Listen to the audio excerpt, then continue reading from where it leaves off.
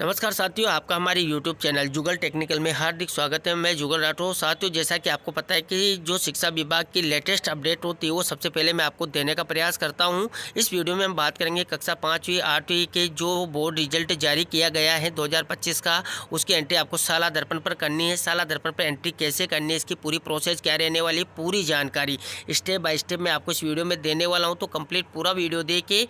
और आप हमारे चैनल पर नए और अभी तक आपने हमारे चैनल को सब्सक्राइब नहीं किया तो चैनल को सब्सक्राइब करें, बेल आइकन प्रेस करके ऑल पर जरूर क्लिक करें, क्योंकि ऐसी लेटेस्ट जानकारी मैं आपको लगातार देता रहता हूं। तो शुरू करते हैं।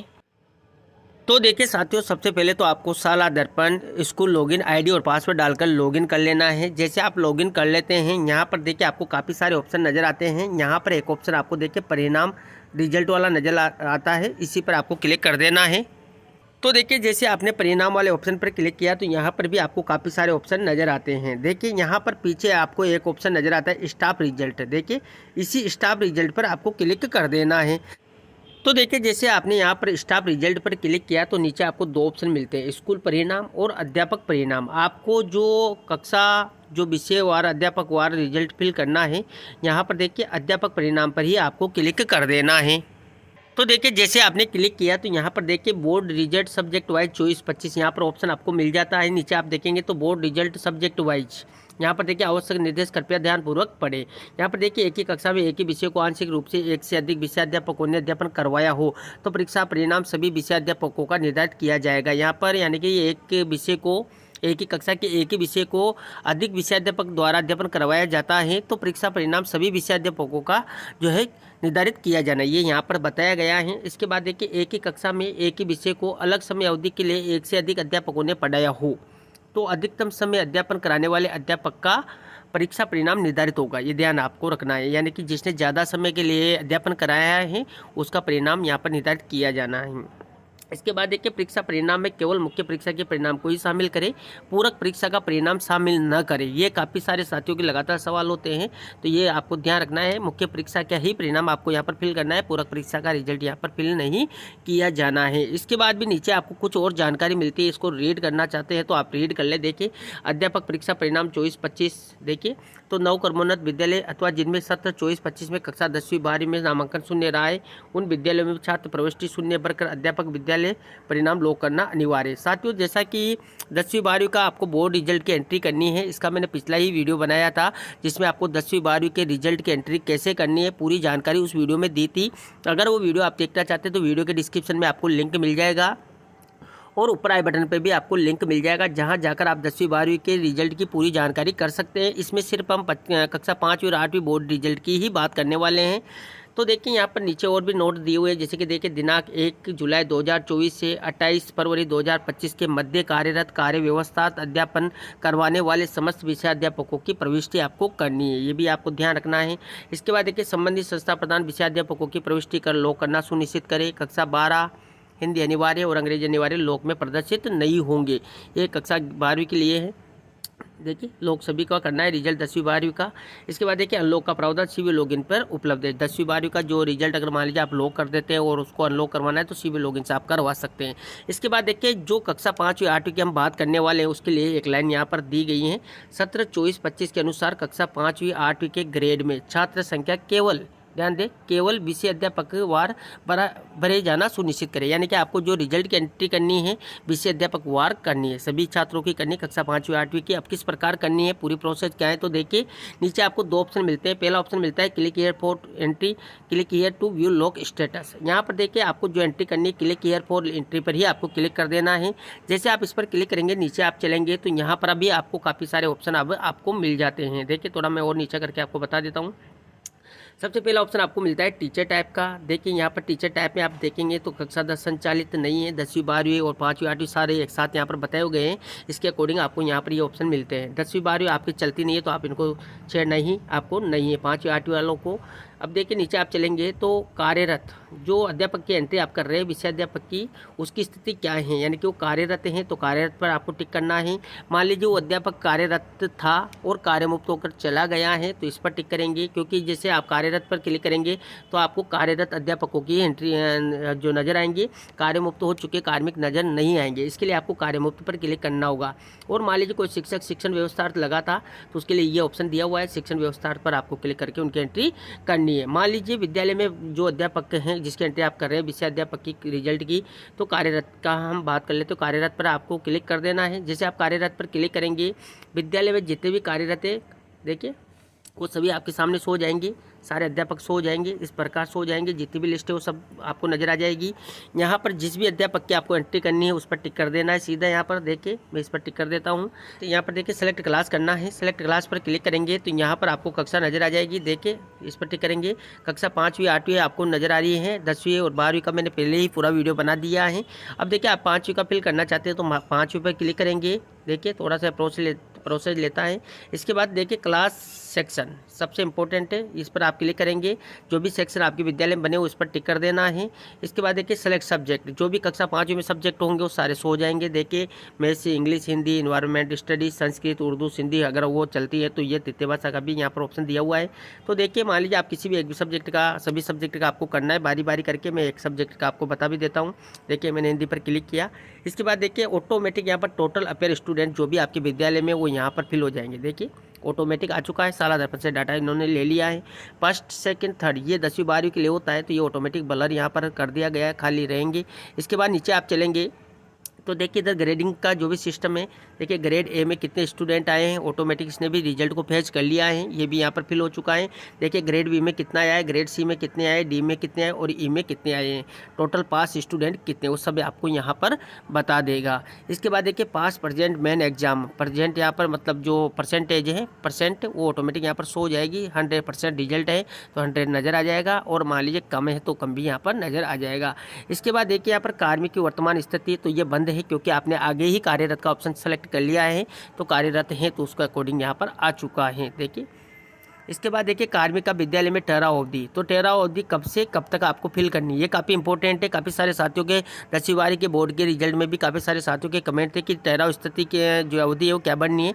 तो देखिए आप यहाँ पर जैसे ही क्लिक करेंगे आपको ऑटोमेटिक यहाँ पर सब चीज़ें समझ में आ जाएगी। देखिए जैसे आप क्लिक करेंगे यहाँ पर सत्र आपको 2 ही नजर आएंगे, 24-25। तो यहाँ पर जैसे मैंने ऊपर बताया था कि 1 जुलाई 2024 से 28 फरवरी 2025 तक की आपको यहाँ पर ठहराव की स्थिति लेनी है।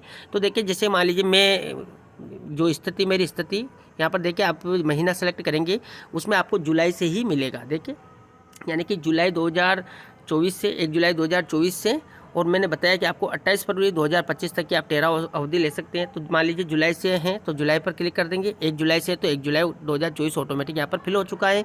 इसके बाद देखिए यहाँ पर जैसे आप क्लिक करेंगे कब तक है, तो कब तक में आपको देखिए यहाँ पर फरवरी 28, देखिए 28 फरवरी 2025 तक का ये ऑप्शन मिलेगा। यहाँ पर देखेंगे महीना आपको जनवरी फरवरी 2 ही मिलेंगे, क्योंकि फरवरी मार्च के बाद के आपको यहाँ पर जानकारी नहीं मिलेगी, जैसा कि ठहराव अवधि में मैंने आपको बताया। तो मान लीजिए आप 28 फरवरी तक कार्यरत हैं तो 28 फरवरी पर सीधा क्लिक कर देंगे तो 28 फरवरी 2025 तक आपकी ठहराव स्थिति आ जाएगी। तो इस प्रकार ये रिजल्ट आपका फिल हो चुका है। सीधा आपको पीछे चलना है और ऐड पर क्लिक कर देना है। अच्छे से रिजल्ट चेक करके आप ऐड कर दें।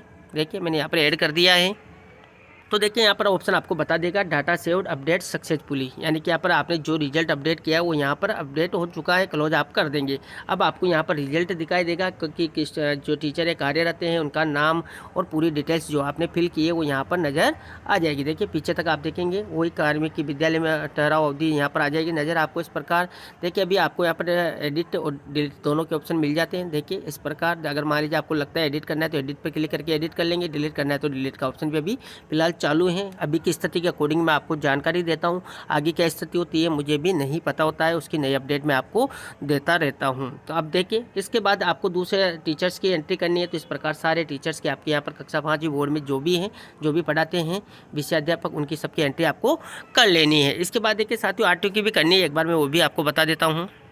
देखिए आरटीओ की आपको एंट्री करनी है तो देखिए यहाँ पर जो कार्यरत का ऑप्शन ही आपको लेना है।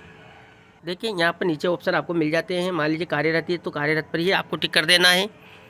इसके बाद आपको फिर से टीचर सेलेक्ट कर लेना है जो भी हैं, और यहाँ पर क्लास सेलेक्ट कर लेंगे। मान लीजिए मैं 8वीं का आपको बता रहा हूँ, 5वीं का मैंने आपको बता दिया है, तो इस प्रकार क्लास भी आप सेलेक्ट कर लेंगे। इसके बाद आपको देखिए सेक्शन सेलेक्ट कर लेना है, ABC जो भी हैं। इसके बाद देखिए यहाँ पर आपको जो सब्जेक्ट आप फिल कर रहे हैं उसकी एंट्री कर देनी है। जैसे कि मान लीजिए कोई भी एक सब्जेक्ट मैं आपको बता देता हूँ।